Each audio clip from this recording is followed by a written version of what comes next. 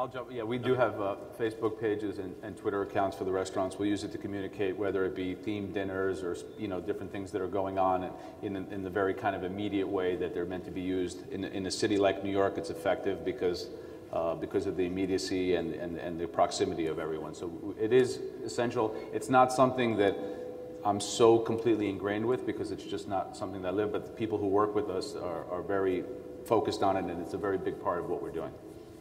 Anyone else? I'll add to that. I think it's something that's so new that it's changing, and I think before a lot of people jump on and say, okay, they want to see where it lands.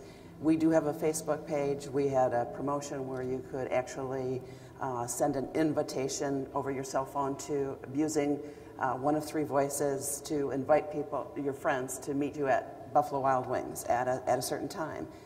It was very successful, but I think we're waiting to see where the fallout is on social media. I know that if you really take a look at it, it has to be authentic. You can't create your own blog. You can have your own blog, but you can't create something that is false. Like that guest knows immediately if it's the company that's creating the buzz around an event. And to add to that, just in addressing this other question we got earlier online about Yelp and other sites, one thing that I've discovered from talking to colleagues is that people of a certain age, let's say over, in their 30s and 40s, 50s, they tend to trust noted authorities on the subject. So for technology, David Poe, Walter Mossberg; for food, maybe Frank Bruni in your New York Times. But people in their 20s tend to trust other people, their age, colleagues and references. So Yelp essentially does that. It's sort of many voices. You're not really sure, are these people professionals? Are they insiders? Are they disgruntled? But people in the younger generation, Generation Y and younger now, tend to put more stock in their friends and colleagues as opposed to an expert in the field. And that's kind of where I think Yelp has been going in terms of their food coverage. Any other questions? Yes, back there. Good afternoon. My name is Guy from Calgary, Canada, and I'd like to ask a question to the purveyor, to the panel. We're specialty purveyor out in Canada, and we're seeing constant challenges with far bigger purveyor working on very low margin to the point to like 7 to 8%, being much smaller and having to deal with specifically one line to build our margin into, and having an increasing difficulty to deal with those margins. And I'd like to see if there's any advice on that.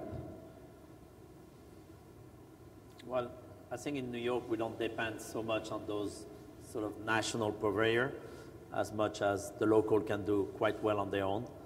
But is it true for you in Calgary? I think it's a real danger because when those mammoth purveyor come in, they kind of, and maybe also your clients are maybe more price sensitive to rather than quality sensitive, and maybe will fall into the one who's going to sell it for the cheapest. I think that's the big challenge. What do you think? I think that, I don't know your industry or specifically what you sell, but I would say just as the general, find another way to create value added for yourself to your customers aside from price point. What do you sell? What do you sell? Meat. So be funny. Get some good jokes. And answer the phone when your customers call. These are like... Yeah, I think one of the panelists said it earlier. There are ways to provide value and not just in price. So figure out what it is that you can do differently for that customer where they will pay that additional margin. Okay. Another question back there? Thank you. Hi, my name's Gordon. Yes. Sorry, one thing I wanted to say also is to really try to give yourself a local image, because those big purveyors will never be able to get into the fiber of local, support and all that. And, if you show compassion to schools and to communities and all that, I think that will give you back a lot of respect, I think. Okay, yep. My name's Garnet. I'm from Vancouver, Canada. Steve had made the point earlier about recruiting in Chipotle and trying to find those people who truly want to serve. And I just wondered, what strategies or how Chipotle goes about identifying those individuals. Sure. It's really not that complicated. Basically, Monty and I have charged ourselves to go around and find our very best restaurant managers who already have the kind of characteristics that we're looking for, the kind of characteristics that you can't train somebody. These are the sort of ingrained things that maybe they got from their parents or their upbringing or something.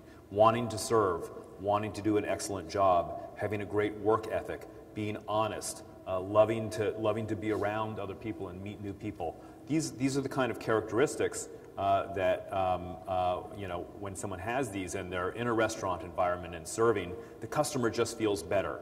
And so we are asking, we're identifying these managers, and then we're asking them to hire crews who share these characteristics, and then giving them the skills, the teachable skills, how to cook the food, how to chop herbs, how to make perfect rice, how to keep the dining room clean, all these kinds of things. Teach them those things, and then when they're ready, give them their own restaurant. And so we're promoting from within the kinds of people that run the very best restaurants. And it's a pretty simple, I mean, on the surface it sounds pretty simple, and it is. It just takes a lot of hard work. We have 27,000 employees now, and so we're getting around and trying to have this part of the culture, but it's well worth it, because when you walk into a restaurant and see this kind of top performing crew and manager, it makes you feel so good. The customers are getting a great experience, and that's awesome. So identify, teach, and empower. Mm-hmm. Something like that, right? Identify the people, teach them what you want to, and then give them the power to do things, right? Did I summarize that? I guess that's boiled down quite nicely. Okay. Yeah.